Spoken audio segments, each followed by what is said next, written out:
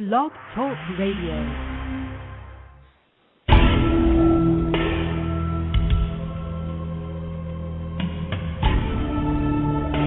You are now listening to True Murder, the most shocking killers in true crime history, and the authors that have written about them. Gacy, Bundy, Dahmer, The Night Stalker, BTK. Every week, another fascinating author talking about the most shocking and infamous killers in true crime history. True Murder, with your host, journalist and author, Dan Zupansky.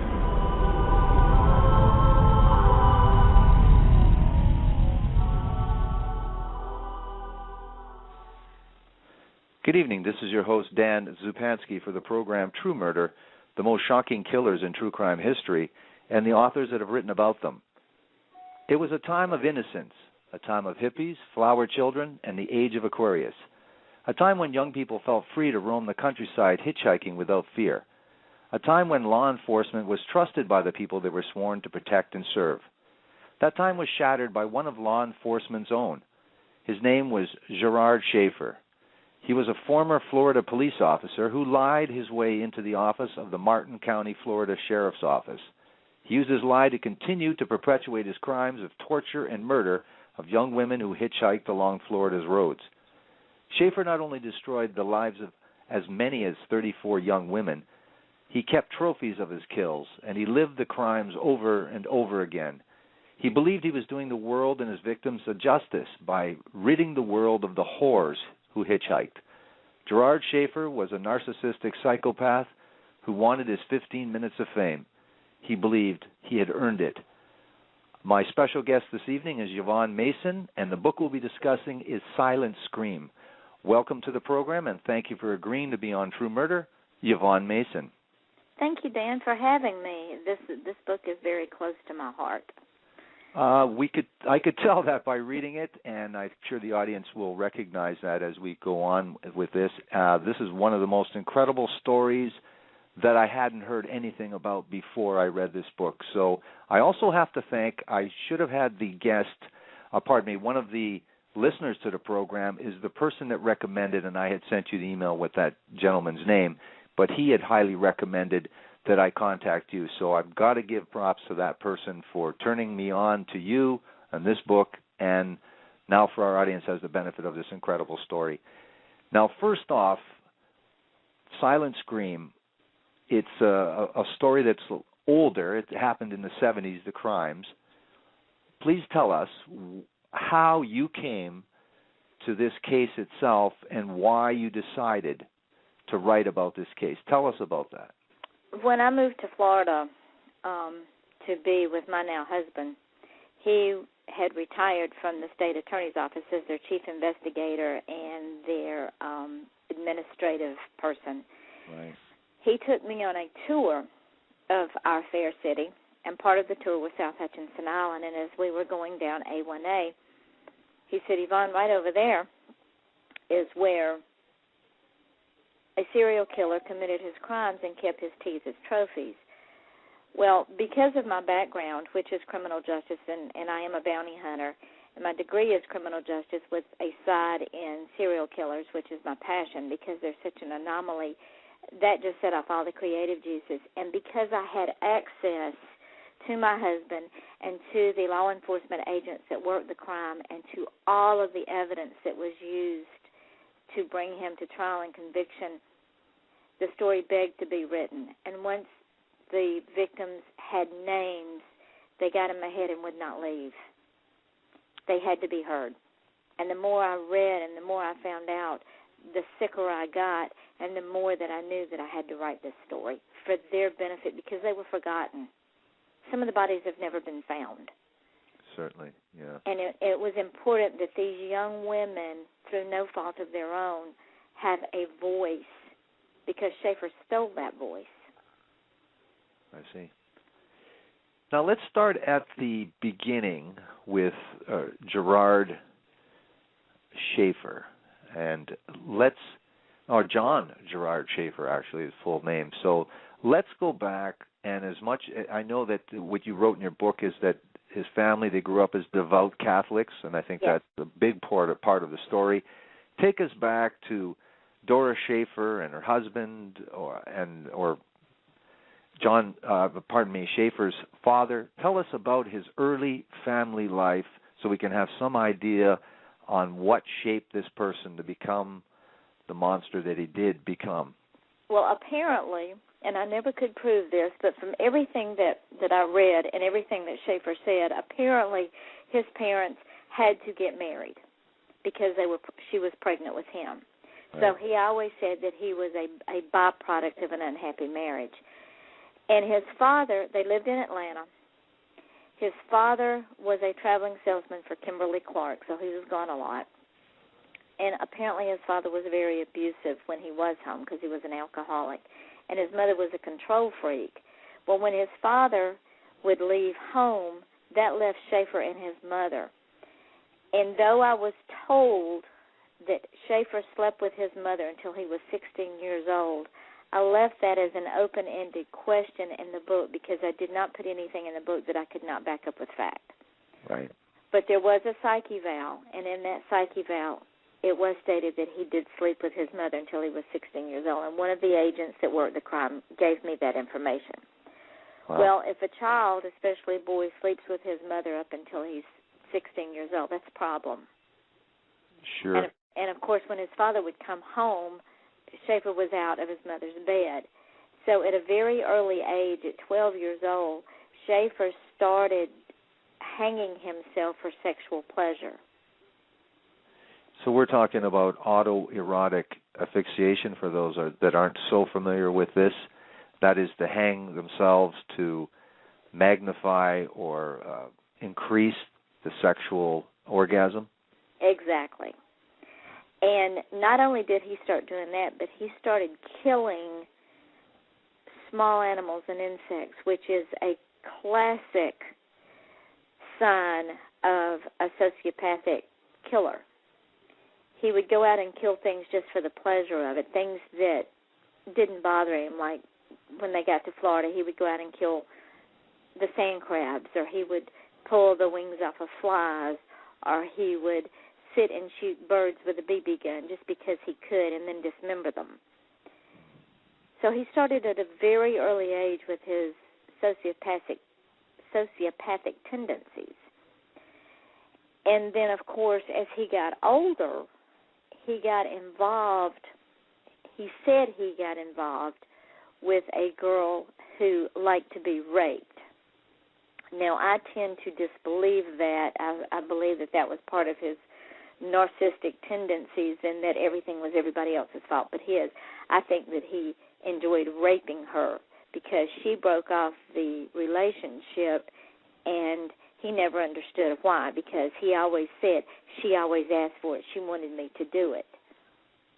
Then he graduated to even more, erotic fantasies and wanting to do bad things. But he always justified it. Now, we're talking about John Gerard Schaefer. He's no dummy. This guy's got been tested IQ-wise. He's well over 130, so it puts him in the above-average category. He, from the account in your book, you said that he grew up a devout Catholic, so he had the teachings of the Roman Catholic Church to either confuse him or to enlighten him. Maybe you can tell us, because part of the allure of these guys, and with this gentleman in particular, is his charm. Please describe his physical looks. Was he a good-looking person, tall, muscular? Tell us about that. He was an extremely good-looking man. He was a very charming man. When the two victims that got away were interviewed, they said he was very charming, he was very nice, he was very persuasive. He had the smile that would literally knock you dead. The picture that I have in the book that was taken when he was on trial, the eyes are dead, but the smile is just as charming as it can be. Right. And that's how he managed to lure these young women into his vehicle and into trusting him, because he knew how to talk to them in such a way that they didn't mind getting in the car with him. Right. In fact, getting back to his Catholic upbringing, he would watch his neighbor across the street, and he told his friends, they always knew what time she got ready for bed, and he told his friends that she was a whore and that she was asking to be raped, and he was just going to go over there and knock on the door and go and give her something because she would like it, and that's what she wanted. Right. So he was peeping Tom early on. Oh, very early on. Yeah. There is one thing I found quite interesting, too, is that, and maybe you can tell us when this happened approximately, is that he had thoughts of becoming a priest. And that was when he was in college. He had already washed out of teaching because he had gotten in trouble while he was what they call a student teacher. He'd gotten in trouble there, so he decided he would go into the priesthood. And I think that goes back to his sense of guilt for his past behavior. And also it gave him an open doorway to get rid of young women. I mean, who doesn't trust a priest? Now, what happened with his bid for the priesthood, or his interest in being a priest? What did the prospective, not the clergy, but what did the people in power have to say to him, and what was his fate as a priest? Did he? Well, he never made it because they told him that he did not meet the criteria. Apparently, there was something in one of either the psyche valves or one of the tests that they gave him that said, we don't think we can use you. You're not what we're looking for. You're not the caliber person that it takes to be a priest. The other thing was, as you had alluded to, was that he had gone through teacher's college, or he was in teacher's college, and he was a teacher's assistant, or like say a student teacher, but he was dismissed from 2 different schools without any real explanation on why they didn't want him as a teacher at these schools. Isn't that correct? Yes, and in hindsight, I have a feeling it was because he might have messed with some children. And that being that time period, as with the Catholic Church at that time, nobody wanted to say anything. All right.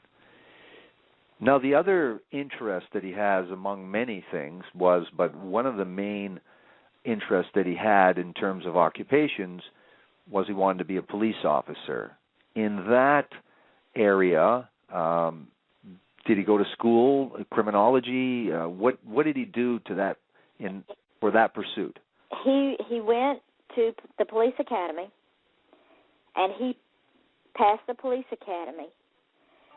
But while he was in the police academy, there were several men there that were very leery of him because of his braggadocious attitude about how he treated women and what he did with women. But he did pass. He passed. I mean, the man was a genius. And then he got on one of the police departments down in South Florida, and he worked there for a while, and he got in trouble. And when he got in trouble, he decided it was best if he left, so he falsified his chief's signature on a letter of recommendation and got hired by the Martin County Sheriff's Department. Well, now, where is Martin County? Is that Fort Lauderdale?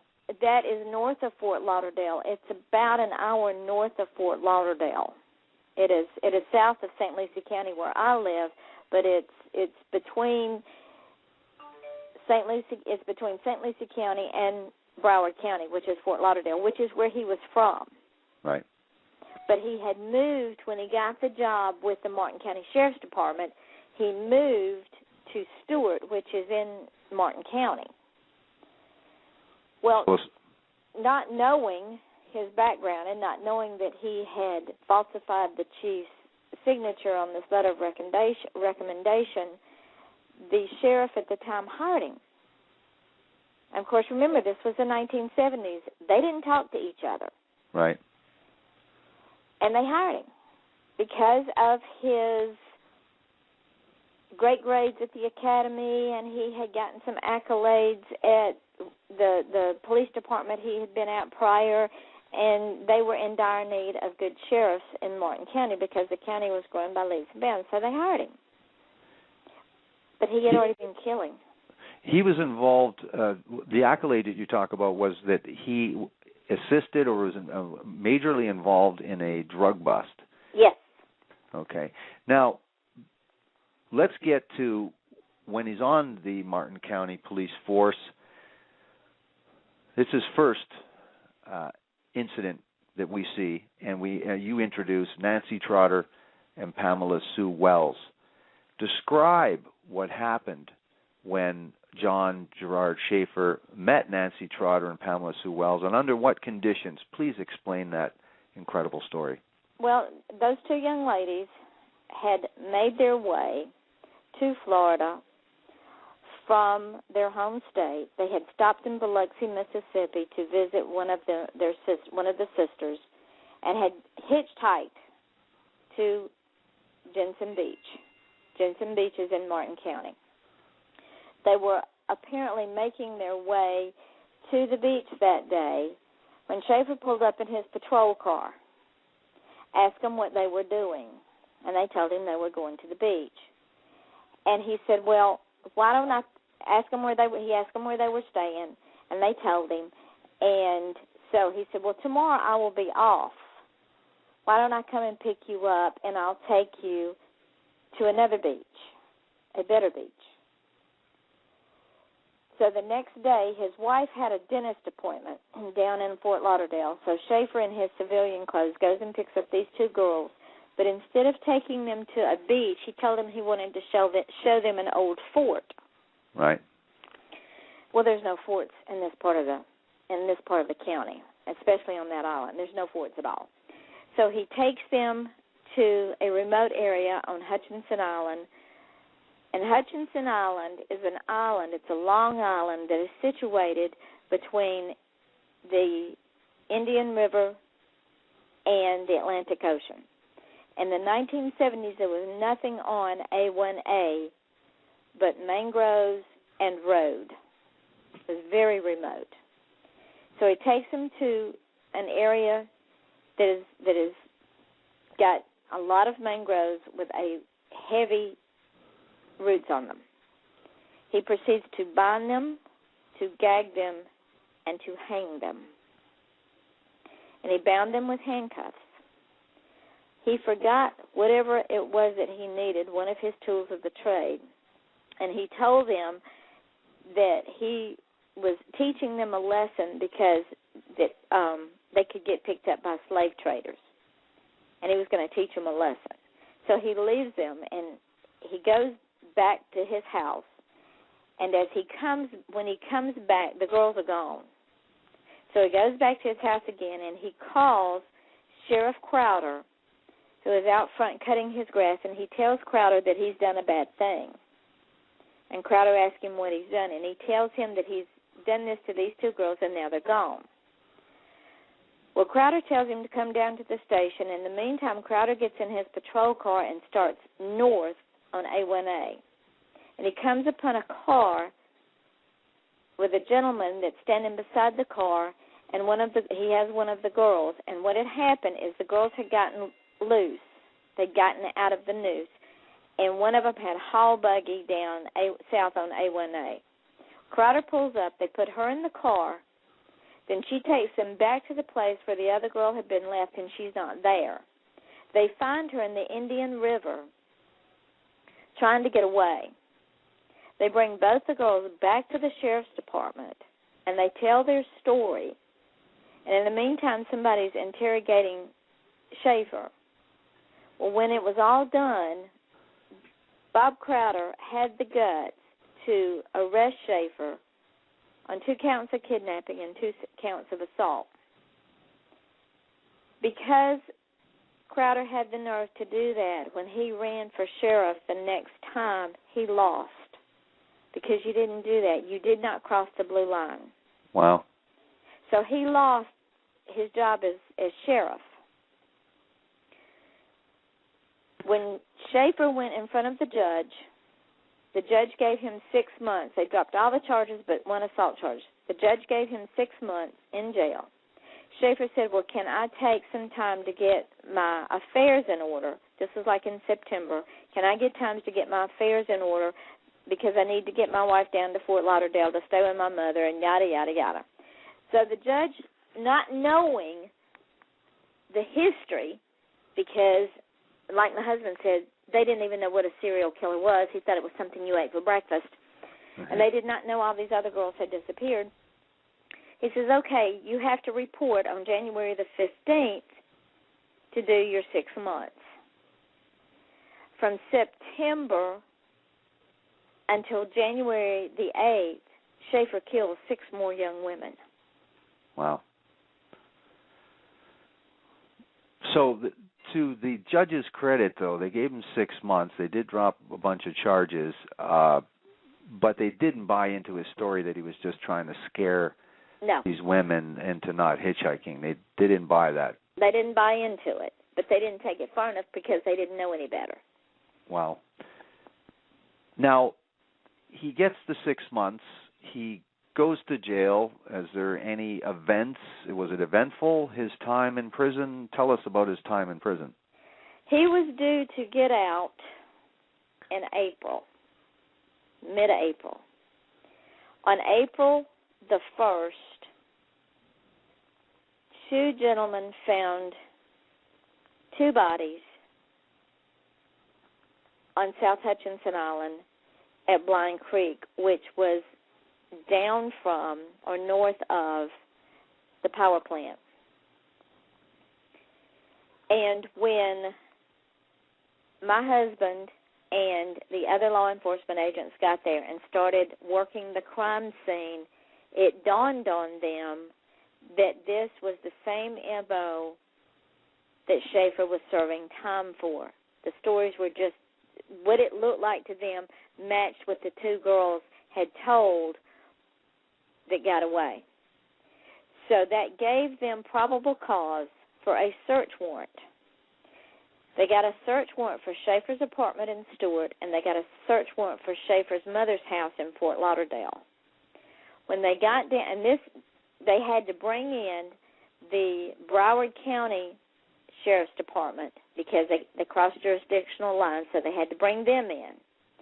When they brought them in and they executed the search warrant, they found a treasure trove of trophies. And not only did they find trophies, they found photographs. They found a book that Schaefer was writing that he said was fiction. But when they read it, it made them all very, very ill because it was confessions of the crimes he had committed.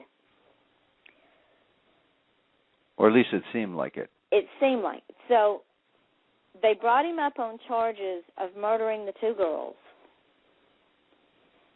They convicted him of it, and he got life because at that time, in 1972, Florida Supreme Court, in all of its infinite wisdom, struck down the capital punishment. Right. You couldn't kill anybody for a capital crime. You could only give them life. Well, the 2 girls were killed in September of 72. And when they brought him to trial, even though they brought him to trial in 73, they could only give him life. They could not ask for the death penalty. Now, let's go back. Let's talk about the trial a little bit. He really didn't. The police, despite everything they had, what they did find at his mother's house, at Dorothy Schaefer's house, when you talk about trophies, the trophies were things like a purse, personal effects. Correct. Right? Antiques. Right. And so what they did find was they found personal effects of people that they didn't know were missing yet or certainly didn't know anything about. But at the same time, what I want to talk about is the trial, is that despite not having overwhelming evidence, they had a lot of circumstantial evidence, and yet they still got a conviction and gave him a life sentence. But tell us a little bit about the kind of evidence that they did cobble together to be able to convict him of murder of these two women. They found a brown suede bag that belonged to Susan Place. They found a gold jewelry box that belonged to Georgia Jessup. And when they were putting all of the things that they were bringing out of the house, when they were doing an inventory log, there was an officer sitting there writing it into the inventory line, and he asked Doris Schaefer if she recognized these two articles. And she said no, she had never seen them before, ever. Right. But when it came to trial, the family circled the wagons and perjured themselves on the stand and said that the jewelry box belonged to Grandpa Schaefer and that the brown suede bag belonged to Schaefer, that he had bought it to put his bullets in. Right. And they never could sway them that those did not belong to the people they said they did, but the victim's parents identified both of those items as belonging to their children. Right. Now, what was the behavior and the demeanor of John Gerard Schaefer when he's looking at life in prison? What was his demeanor and what was his behavior like at the trial? He was very relaxed. He was very nonchalant. He really believed he would get off, and he threatened to kill the prosecuting attorneys, both Phil Shaler and Bob Stone. He threatened to kill their families. He threatened to kill my husband. He threatened to kill all of the law enforcement that was involved, Rick McElwain, everyone that was involved, Steve Williams, everyone that was involved in the case. He told them that he was going to kill them. In fact, when they were sitting in court one day before the judge came in, they were in a very small courtroom, and he leaned over to Bob Stone, or Phil Shaler, and he said, "Phil, I saw your wife and daughter at the park yesterday. They sure did look nice." Yeah, so he's taunting authorities and the victims' families and anyone else he can. The other thing I found quite interesting, too, is that he was married at the time to a woman named Teresa Dean. Teresa Schaefer. Does his wife stick with him through this trial? You talked about his mother testifying on his behalf. What about his wife? His wife stuck with him the entire time. Incredible. In fact, there is something that was left out of the book, and I left it out intentionally because Teresa was as much of a victim as the victims were. Right. When he, and again, this was secondhand, so I did not put it in the book, but the source that I got this from is very credible. And the source told me that later Teresa made the statement that before he would allow her in the bed at night, he would make her lay down on the tile floor in the bathroom until her body was cold. Interesting. Now, what about the media at the trial, and how does John Gerard Schaefer, in his being a narcissist and also being a person looking for attention, what happens with the media? How seriously do they consider this story? And then how does he interact with the media? The media ate it up, and Schaefer played them like a piano. He was charming. He was, this is going to be fine. I'm going to get off. I'm not guilty. I didn't do this. Bob Stone is a liar. And the media, because it was such a unique crime, and it had never happened before, the media, it was like a feeding frenzy. It was like sharks in the water. People could not get enough of Schaefer. And they were everywhere. And every time they showed up, Schaefer had to tell his side of the story. And he lived for it. as long as they played his game, his way. Sorry. That's okay. Go ahead. One of the stories that he put forth was just to muddy the waters. Was he said that the reason that he was in prison or that he was charged was because he was about to reveal information about a police drug dealing story, and that this was a way of the police internally silencing him. And he did get, I don't know about mileage, but the media did print a lot of the allegations from Schaefer, and he had a few allegations, like you say, that Robert Stone, the prosecutor, was this, and so there was a fair amount of attention by the media, and they must have seen him as a good and interesting interview. So, Gerard Schaefer played it. You being a journalist, you know that bad news sells papers. Sure. And people, they live off of it. But at the same time, it was frightening because Stewart was like a backroad country town. There was nothing there. Port St. Lucie, where I live, roads went nowhere. There were no houses. So this whole area was pretty remote. But people felt safe because they believed in their police officers. Well, Schaefer destroyed that, so that sold papers too. Here you have a cop that's out killing women. How many more cops are out there killing women? Now, Nancy Trotter and Pamela Sue Wells, the first almost victims of Gerard Schaefer, did they testify at the trial? They did, and willingly. In fact, my husband Jack wanted to do a reenactment so that they could show it at the trial, and they flew the girls back down here, and the girls were more than willing to go back to the scene of the crime, be hung, be bound, and be gagged so that they could shoot the footage for the trial. And when they got on the stand, my husband said they were impeccable. Right. Now, the lawyer for the defense, you talked about the prosecutor being Robert E. Stone, and we'll talk about a little bit about him a little bit later. But an interesting character is the defense lawyer, Elton Schwartz.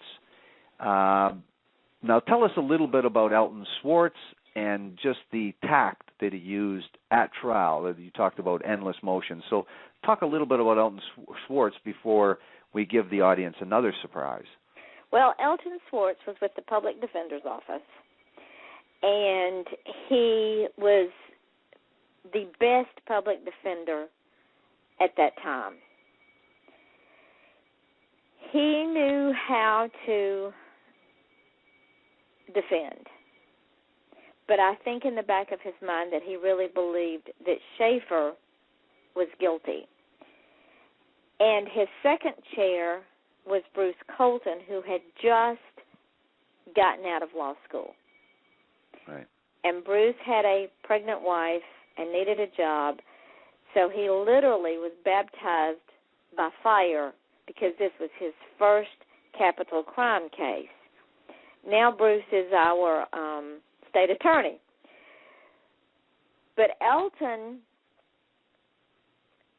would lead his witnesses, especially Doris Schaefer and Teresa, by the hand through the proceedings with kid gloves. He was very kind to them, and he was very easy with them.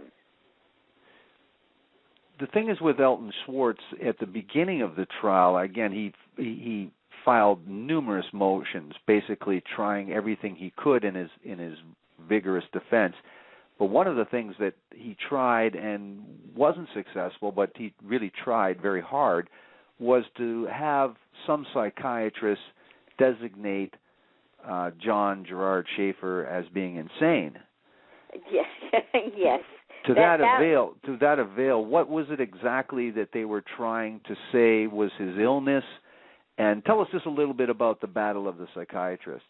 Well, Elton tried to get the psychiatrist to say that Schaefer was not responsible for his actions, that he did not know what he had done, and that he did not know the difference from right or wrong, and that he had a personality disorder.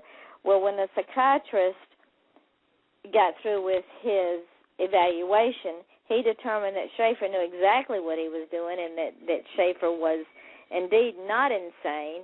And that what they did is they took him up to Chattahoochee, which is the local nut house, for a 30-day evaluation. And the psychiatrist plainly said that he was a narcissistic sociopath with homicidal tendencies. Right.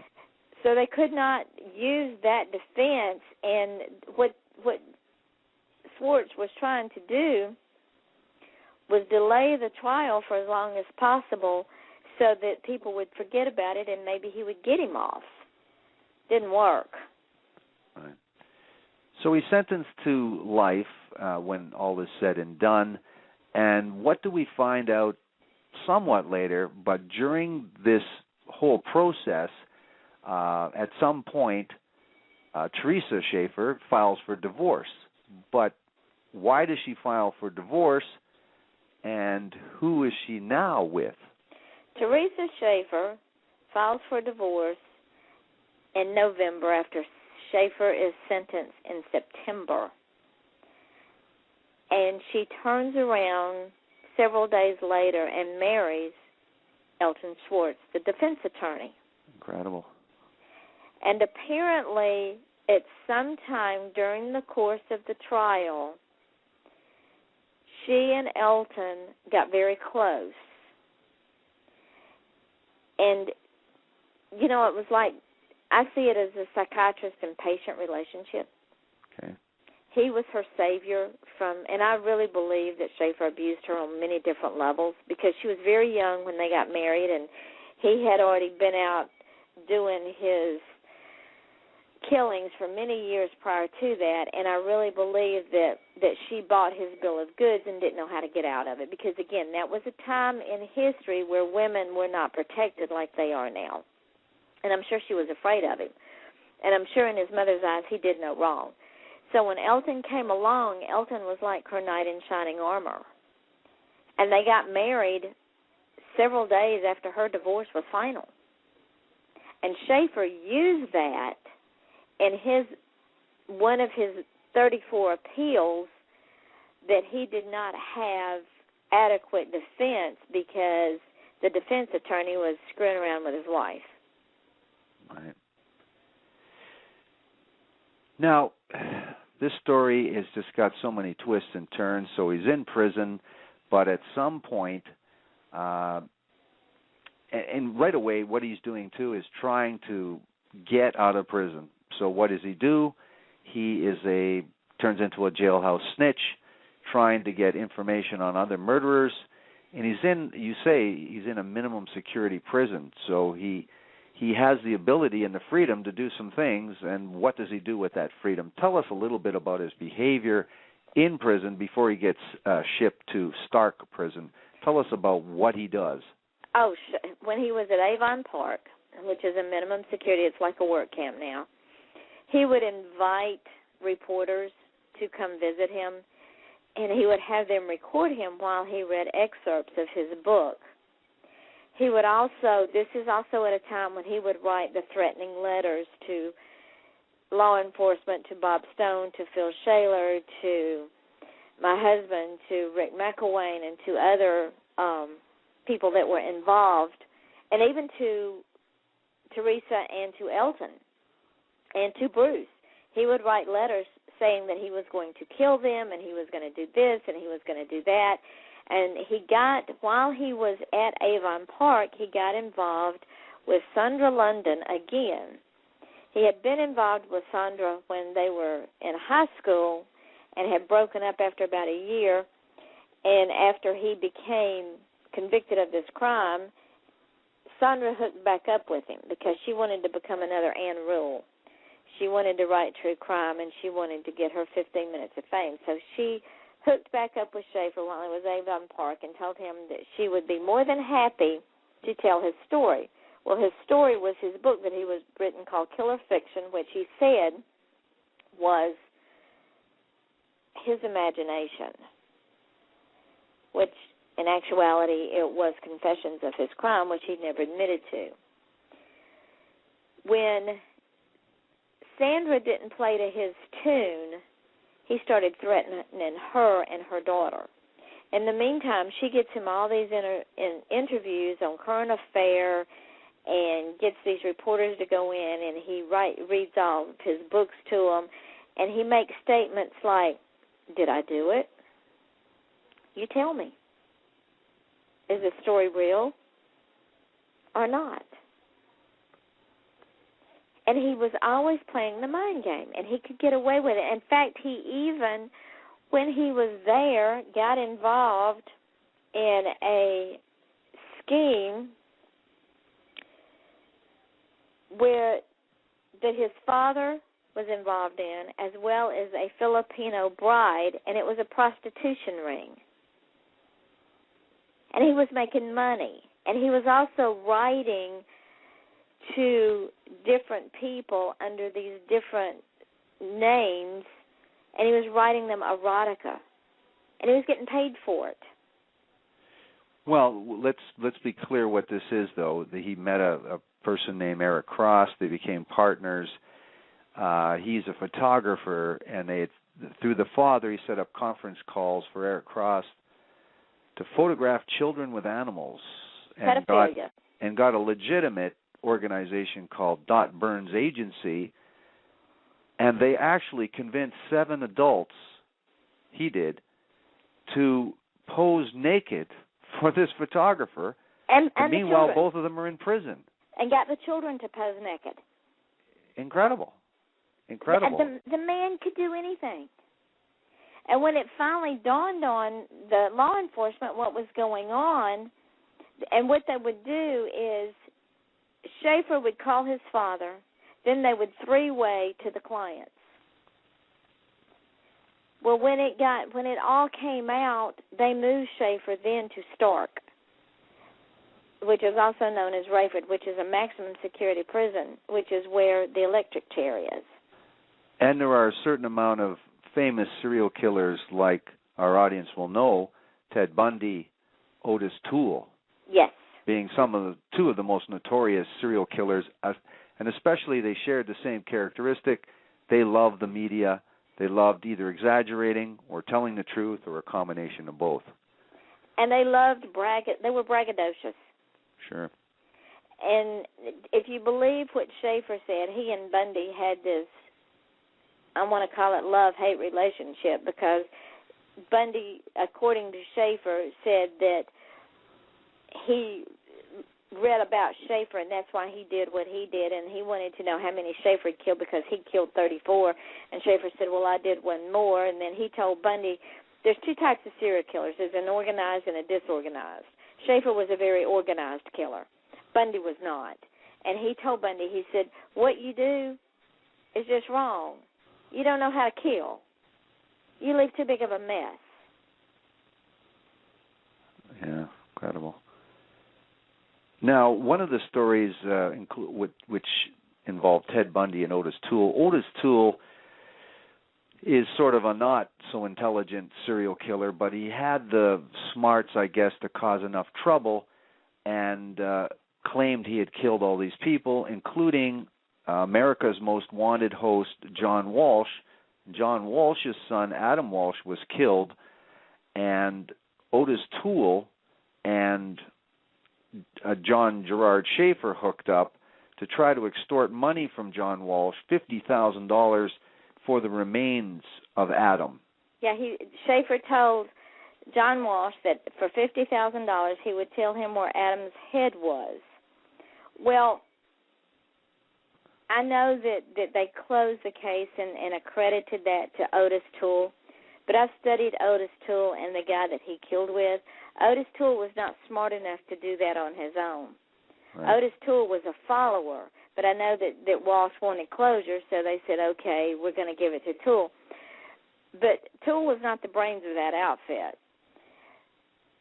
But Schaefer was smart enough, because at that time, that particular crime with Walsh's son was everywhere. and it happened in Vero Beach, which is north of me. And they wanted to know that, Walsh wanted closure. So he figured that he would use that to gain A, notoriety, and B, favoritism, so that maybe some of his time might get knocked off, or he might get some extra points in prison, some extra freedoms. And that was not the first time that he had done that. He would pretend to be the jailhouse lawyer to gain information to use against the prisoners that he was pretending to represent. Right. Now, back to this, his bragging. He does say to some inmate that he has killed 34 young women. Now, in terms of law enforcement, after he is sentenced to life, unlike maybe some other jurisdictions or some other time in history, the law enforcement said, listen, I think we better investigate this guy for other murders and see if the MO matches. And so that's what went on. So in terms of those 34, the claim that he had killed 34 women, what did law enforcement believe, and how did they proceed? They believe that he killed at least 9. And the reason they believe that is because in the evidence that they found at Doris Schaefer's house was a passport, a driver's license, and a birth certificate. And they belonged to 2 girls that were later found over at Oak County. As soon as they found that evidence, they went back to South Hutchinson Island looking for those 2 girls. But they did not find them until later over at Oak Hammock Park. And that was Collect Goodenough and Wilcox, Barbara Ann Wilcox. They also found a little phone book that belonged to Carmen Halleck. Her body's never been found either. They found a jumble of other evidence that they never could identify who it belonged to. At one time, they were going to try to take him back to court and convict him for Carmen Halleck and Lee Hanline because they found her necklace. But they decided not to because they were afraid that if they took him back to court and retried him on the outstanding deaths, that he would get off on all of them. So they decided not to go there and just leave him where he was because he was making all these appeals in the meantime, and the judge was throwing them out until after the 34th one when he said, I've had enough, don't do any more appeals, you're not going to get in front of me again. But Bob Stone made the statement that it was better that he be convicted for the 2 than go free for none of them. Now, let's get back to Sandra London, and it was as far as I believe in your book you talk about him being his second girlfriend, and they broke up. They both went to different schools, so there was not any trauma there. But this Sandra London, when you talk about she wanted to become the next Anne Rule because she had read Stranger Beside Me, which is Anne Rule's classic book, her first book, where she has a relationship with Ted Bundy. Exactly. And it's unbeknownst to her at that time that this is the serial killer that she has just been signed on as a book contract to write about in event that he gets arrested. So incredible story. Now, what I found interesting was of all the odds, her boyfriend becomes a serial killer and she becomes involved with the publishing business. She was already involved when she said, okay, listen, I think this is the story that I'd like to deal with. And his book was, as you've mentioned, killer fiction. We do have a little bit of time left in the program, and I was wondering if you would read some of, or at least tell us about, if not actually read the words that are contained in Killer Touch, because to see the monster, the beast that he is really evident when you read some of the material that, of course, he said was fictional. But as law enforcement, yourself and myself, and probably anybody that reads it, knows that this is the ranting of a psychopathic killer. In fact, when I was writing about Carmen, and I was reading what he wrote, I looked at my husband and I said, "This is a confession. This is Carmen." And he said, "I know." Wow. Let's see, what shall I read? What I found particularly interesting, if you can reference this, the most horrifying thing that I did read is what he said about while one woman watched, he did something to the other woman. And then that other woman died drowning in her own vomit. Do you remember what page that was? No, I don't. All right. But what I can say is that while you reference something to read, is that what he had said was that he disemboweled one woman while her friend watched. I found that incredibly disgusting. And he did. That's exactly what he did. Wow. That is exactly what he did. Wait a minute. Let me get the book. Because I have killer. I like to never found killer fiction. Killer fiction is now out of print. Oh, it is? Yeah, and if you can find it, it will cost you a fortune. Oh, I'm sure. Let's see. See what I can find. Here we go.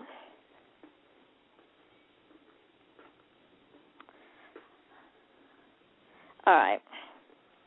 We will need an isolated area, accessible by car, and a short hike away from any police patrols or parking lovers. The execution site must carefully be arranged for a speedy execution once the victim has arrived. Ideally would be 2 saw horses with a 2x4, preferably by car. A grave must be prepared in advance away from the place of execution. The victim would be any one of the many women who flocked to Miami and Fort Lauderdale during the winter months. Even 2 victims would not be difficult to dispose of, since women are less wary when traveling in pairs. In any case, it may be more preferable to bind and gag the victim before transporting them to the place of execution. Then again, depending on what torture or defilement is planned for them, other items may be useful. Bars of soap and water. These are useful if you would want to wash a woman before her execution. Induce her to urinate and then wash her. Soap provides an excellent lubricant for anal intercourse. Beer is useful to induce urination and make the victim groggy and more cooperative.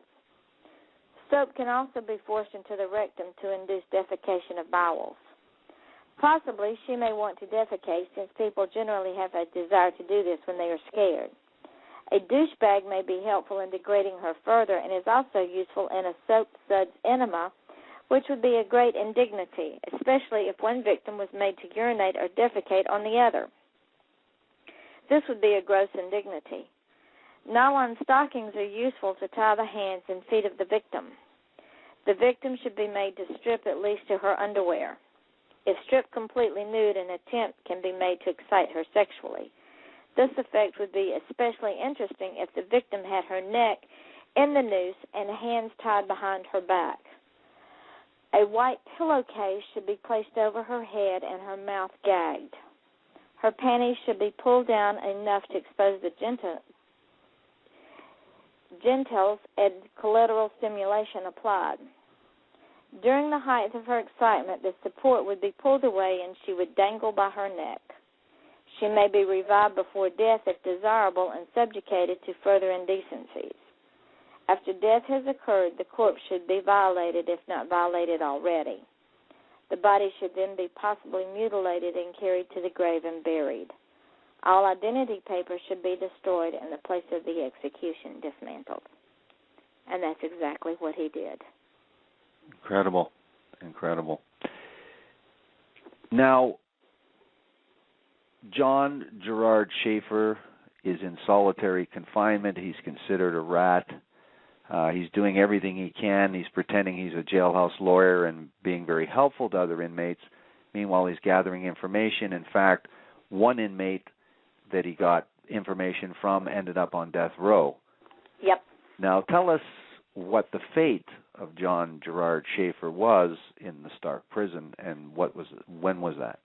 The backstory is Schaefer, out of the goodness of his heart, and I say that in parentheses, instituted getting a water cooler in the pod. And the water cooler allowed the men to be able to get warm water for their soup or coffee or whatever when they got it out of the canteen. Well, because he thought that since he had instituted this, he was allowed to get 2 cups. They could only get 1 cup, but he decided he was going to get 2 cups of water.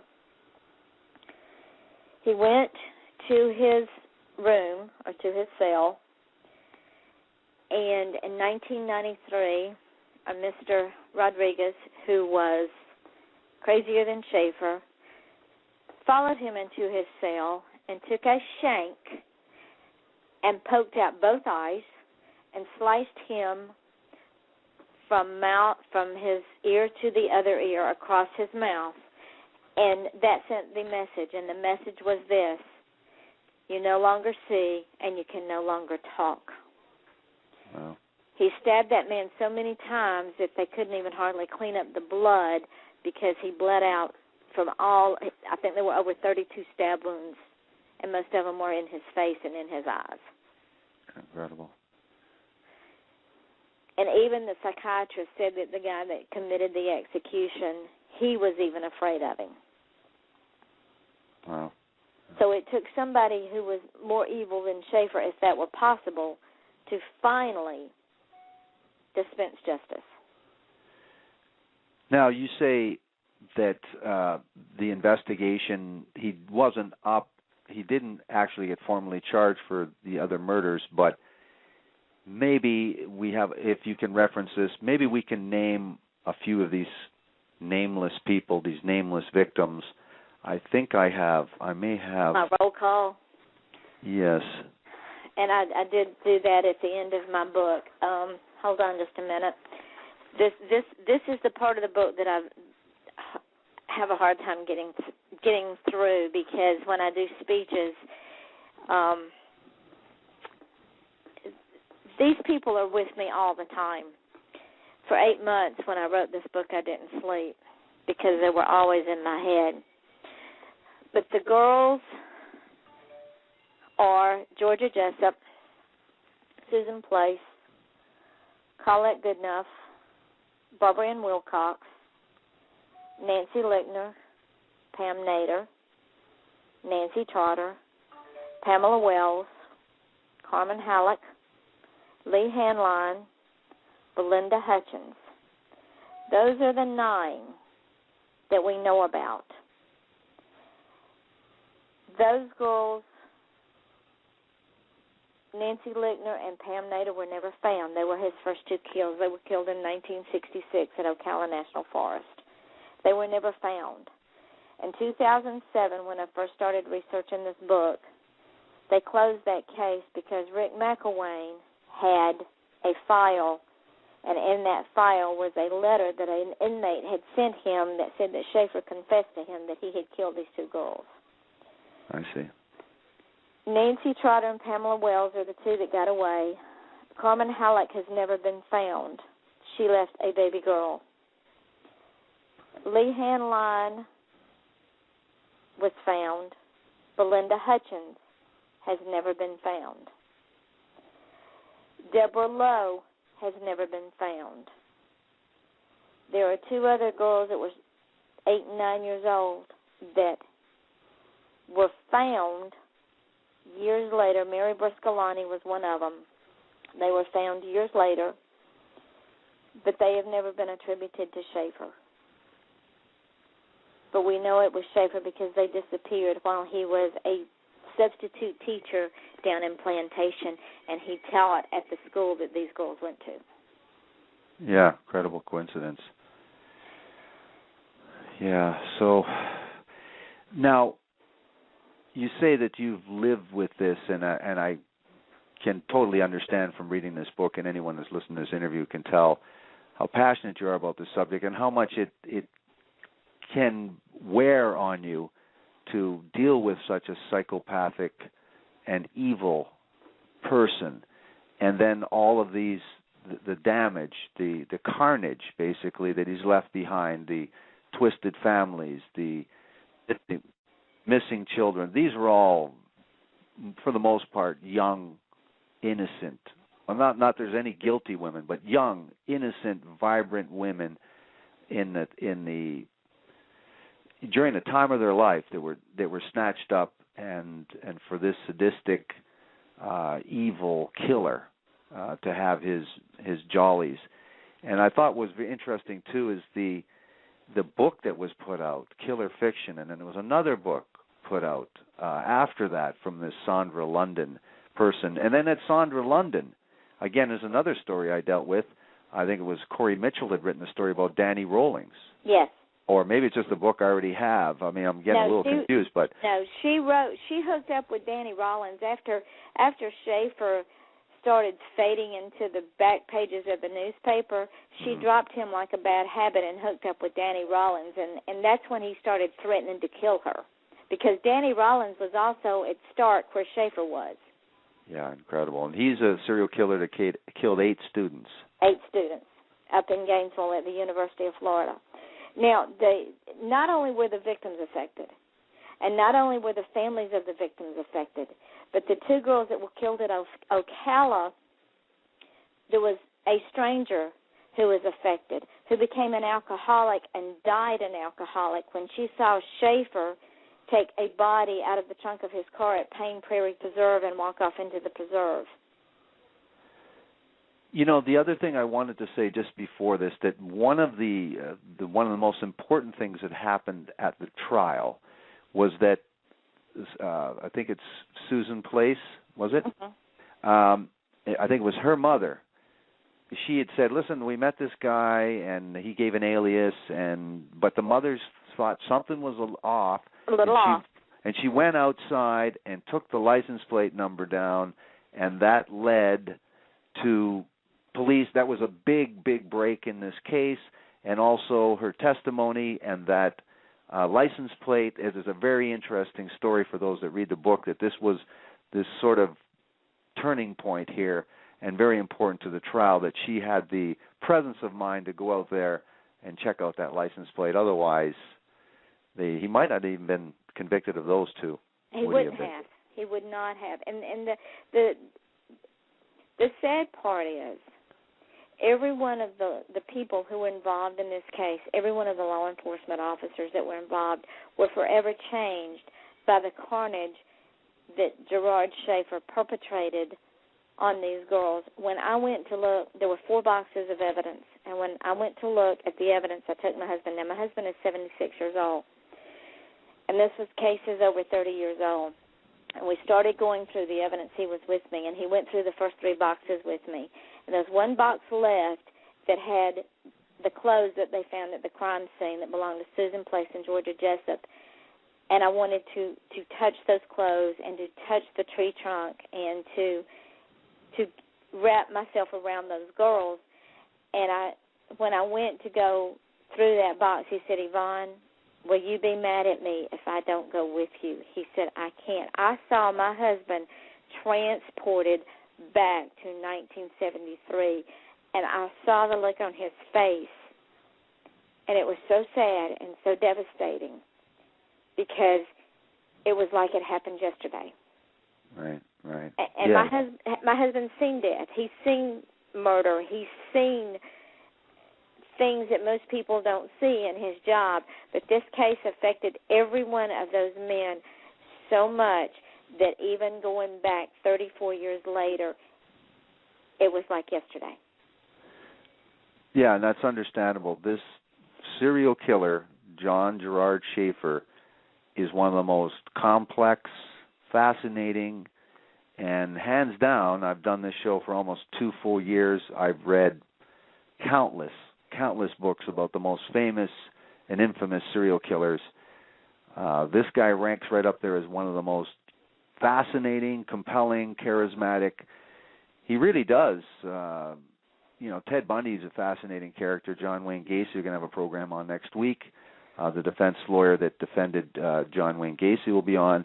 But really, this is one of those for lack of a better term, just a hidden gem of evil, this person, and a very fascinating Now you character. know why I had to write the book.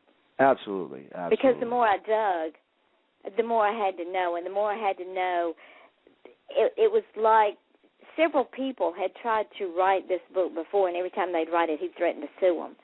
Oh, yeah.